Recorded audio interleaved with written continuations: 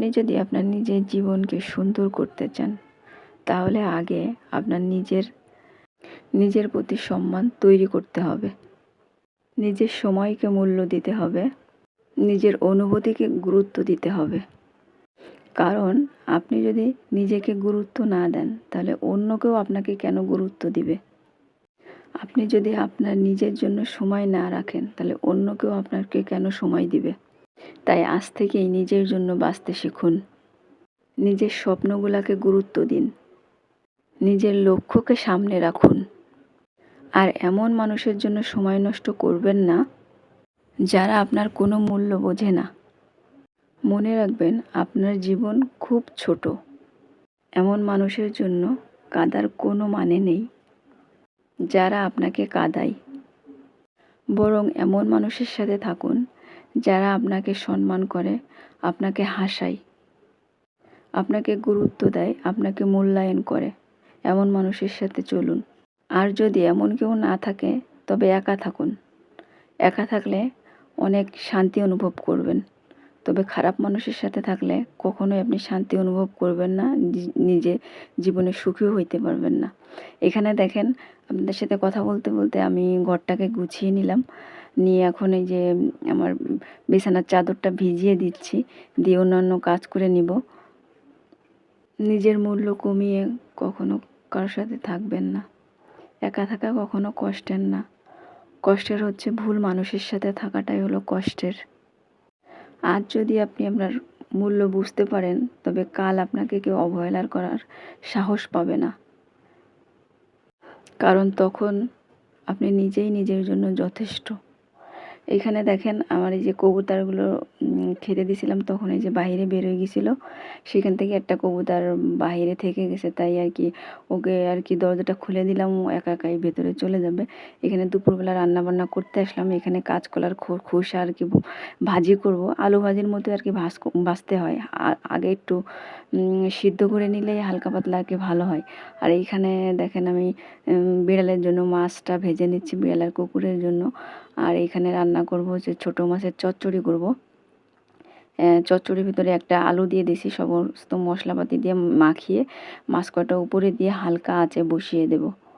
আমরা এইভাবেই আর কি চচ্চড়ি, আমাদের এখানে চচ্চড়ি বলে এটারে। একদম কোনো ঝোল থাকে না, হালকা পোড়া লেগে গেলে তারপর হালকা নিচে পোড়া লেগে গেলে তারপরে নামিয়ে নিই।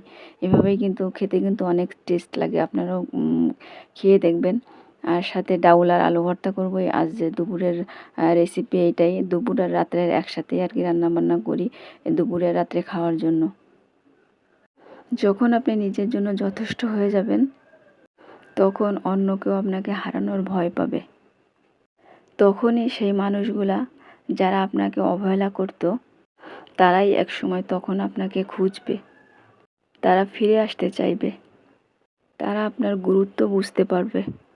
ঠিক তখনই আপনি সিদ্ধান্ত নেবেন, আপনি কি তাদের আবার সুযোগ দিবেন, নাকি নিজের পথে সামনের দিকে এগিয়ে যাবেন। আর এই সিদ্ধান্তটাই আপনার ভবিষ্যৎ নির্ধারণ করবে। তাই আজ থেকেই নিজেকে শক্ত করুন, নিজের মূল্য বুঝুন, নিজের গুরুত্ব বুঝুন। এখানে দেখেন, আমার এই যে চচ্চড়ির এটা মাখানো হয়ে গেছে। এখন এটা এই হাঁড়িটা ছোটো, তো এখন গ্যাসের চুলায় আর কি হাঁড়িটা বসিয়ে দেবো হালকা আছে। আর এখানে মাছটা ভাজা হয়ে গেলে এখন এই যে ভাজিটা ভেজে নেব, শুকনা মরিচ দিয়ে আর কি ভেজে নেব, আর পেঁয়াজ রসুন দিব, দিয়ে এটা আলু ভাজির মতো আর কি ভেজে নিব। নিয়ে তারপর এখানে হচ্ছে আমার ভাত রান্না করা হয়ে গেছে। আমার এই চুলাটায় আসলে অনেক দ্রুত রান্না হয়, কাঠও কম লাগে। ভাত রান্না হয়ে গেছে। এখন এই মাছটা ভেজে, ভাজিটা ভেজে আর কি হচ্ছে আপনার ডাউলটা বসিয়ে দিব। আবার ময়নাকে গোসল করাইতে হবে। আসলে অনেক গরম পড়তেছে। এই গরমের মধ্যেও আসলে আমাদের মেয়েদের তো আর কাজের কোনো শেষ নেই। গরম হোক আর ঠান্ডা হোক, আমাদের কাজ চালিয়েই যেতে হয়। এখানে দেখেন, অনেক কাজই গুছিয়ে নিলাম। এখন হচ্ছে ডাউলটা বসিয়ে, আর এইখানে হচ্ছে আলু ভর্তাটা আমি আসলে ভাতের মধ্যে দিই না। এখন গরম পড়ে গেছে, তো এখন ভাতের ভিতরে দিলে অনেক সময় ভাত কেমন একটা হয়ে যায়। এই জন্য আমি আলুটা মানে ভর্তার জন্য আলাদা সিদ্ধ করে নিই। এখন এই যে ডাউলটা বসিয়ে দিচ্ছি। আমার লিলি আবার দেখতে আসছে বাবা, তাই নাকি? এখানে দিছি হচ্ছে লবণ, একটা আলু, কাঁচামরিচ আর একটু তেল এভাবে সিদ্ধ করতে দেবো। এভাবে কিন্তু খেতে অনেক টেস্ট লাগে। আলুটা হচ্ছে এর ভিতরে ঘেটে দেবো ডাউলের ভিতরে। এভাবে একদিন খেয়ে দেখেন, অনেক টেস্ট লাগে। ভাজিটা নামিয়ে তারপর হচ্ছে ভাজিটা হয়ে গেছে। আর এইখানে হচ্ছে বিড়ালের মাছ ভেজে নিচ্ছি, এগুলো হচ্ছে বিড়ালের মাছ। নিজের জীবনের দায়িত্ব নিতে শিখুন আর বিশ্বাস রাখুন, সময় সব কিছু বদলে দিবে।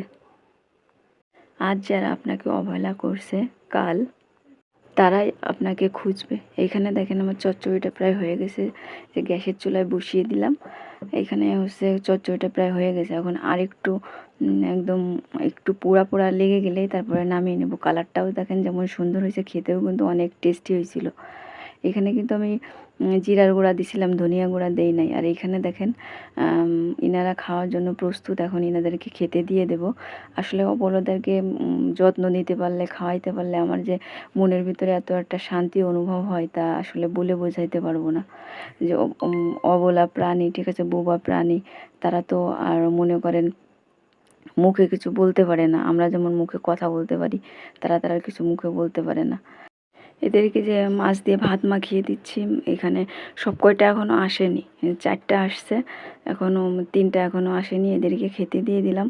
এনাদের একটু আলাদা আলাদা করে দিতে হয়, মানে ভাগ ভাগ করে না দিলে আবার একটু রাগারাগি করে, এই জন্য হচ্ছে একটু আলাদা করে দিতে হয়। আসলে অবলা প্রাণীদের, যে কোনো প্রাণী বলতেই আসলে ওদের প্রতি একটা অন্যরকম মায়া মহব্বত কাজ করে আমার। আসলে ওদের কোনো কিছু হইলেও যেন, যে কোনো প্রাণীর কোনো কিছু হইলে আমি যেন সহ্য করতে পারি না, এত খারাপ লাগে। যাই হোক, এইখানে হচ্ছে এখন আমি এই যে ডাউলটা এইখানে হইতে থাক। এখন আমি ময়নাকে গোসল করিয়ে দিব। অনেক গরম পড়তেছে আসলে, ওরে কয়েকদিন পর পরই আসলে গোসল করিয়ে দিই। এইখানে গোসল করানোর সময় চুপ করে বসে, মানে দাঁড়িয়েই থাকে। একটু মানে আর কি বেঁধে নিলাম, কারণ একা গোসল করাবো তো একজন একটু কানটা ধরলে ভালো হয়, কারণ ওই সামনে একটু স্লিপ থাকে, পা যদি স্লিপ কাটে, এই জন্য আর কি ধরতে হয়। তাই এখানে একটু বেঁধে নিলাম, নিয়ে এখন এই যে 3টা শ্যাম্পু দিয়ে ওকে একটু সুন্দর করে গোসল করিয়ে দিব।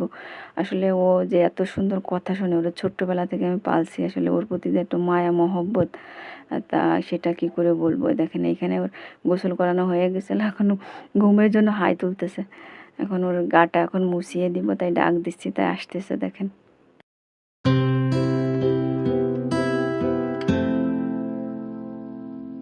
আসো আসো, শিখে মুছাই দেবো। আসো আসো আসো, ওই যে মুছাই দিই।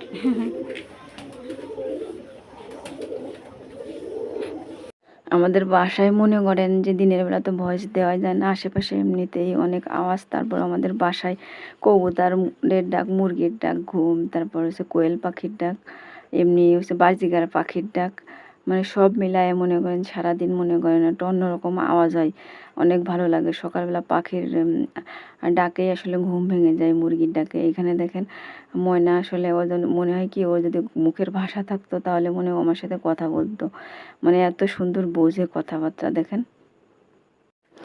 কীভাবে মায়াবী মিশে তাকিয়ে থাকে, দেখেন দেখলেই মায়া লাগে, অন্যরকম একটা শান্তি লাগে, ঠিক আছে। ওদের আসলে পশু পাখির সাথে থাকলে আসলে আপনার অর্ধেক মনই দেখবেন ভালো হয়ে যাবে, মন যতই খারাপ থাক, ওদের সাথে থাকলেই দেখবেন মন ভালো হয়। ওদের সাথে যতটুকু টাইম থাকবেন তত সময় দেখবেন আপনার কোনো টেনশন হবে না। মানে আমি ছোটোবেলার থেকে, যখন থেকে আমি আর কি বুঝতে শিখছি, তখন থেকে আমি পশু পাখির প্রতি খুব ভক্ত। এখন ওকে একটু দেখেন, গাটা এখনও শুকায় নাই এখন, তাই ওর সাথে একটু কথা বলতেছিলাম। আর এদিকে আমার রান্নাবান্না শেষ, ডাউলটা বাগারে দিয়ে আলুটা ভর্তার জন্য আর কি বসিয়ে দেব, দিলেই শেষ। অনেক বক বক করে ফেললাম। ভিডিওর কোথাও ভুল ত্রুটি হয়ে থাকলে ক্ষমা সুন্দর দৃষ্টিতে দেখবেন। আর কোথাও যদি এক বিন্দু ভালো লেগে থাকে, একটা লাইক দিয়ে চ্যানেলটি সাবস্ক্রাইব করে আমার পাশে থেকে যেতে পারেন।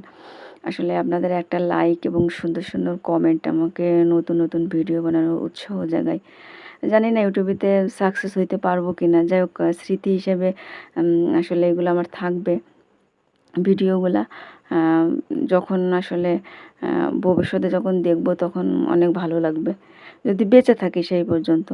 যাই হোক, এখানে ডালটা বাগারে দিয়ে দিলাম। এখন এই যে আলু ভর্তার জন্য কাঁচামরিচ আর পেঁয়াজটা একটু ভেজে নিচ্ছি।